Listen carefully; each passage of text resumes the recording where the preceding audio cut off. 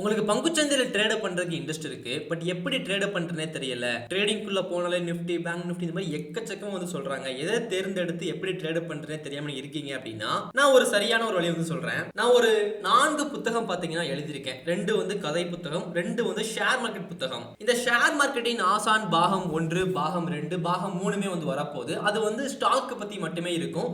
இதுல வந்து பார்க்குறீங்க அப்படின்னா ஸ்டாக்கும் இருக்கும். ஆப்ஷன் ட்ரேடிங் தான் முக்கியத்துவம் வந்து குடுத்திருப்பேன். நிஃப்டி, பேங்க் நிஃப்டில வந்து ஆப்ஷன் ட்ரேடிங் எப்படி பண்றது, அதாவது 10K கேபிட்டல் யூஸ் பண்ணி எப்படி ட்ரேட் வந்து பண்றது, 10 லேக் கேபிட்டல் யூஸ் பண்ணி எப்படி ட்ரேட் வந்து பண்றது, இந்த மாதிரி நிறைய ஸ்ட்ராட்டஜி வந்து சொல்லி கொடுத்திருப்பேன். நான் கதை புத்தகமும் எழுதுவேன் அப்படிங்கறதுனால ஒரு ஸ்டோரி மூலியமா சொல்லி கொடுத்திருப்பேன். நீங்க புத்தகம் வந்து படிக்க மாட்டீங்க அப்படின்னாலும் இந்த புக் படிக்கிறதுக்கு ரொம்ப ஈஸியா இருக்கும், வேகமா படிச்சு முடிச்சிருவீங்க.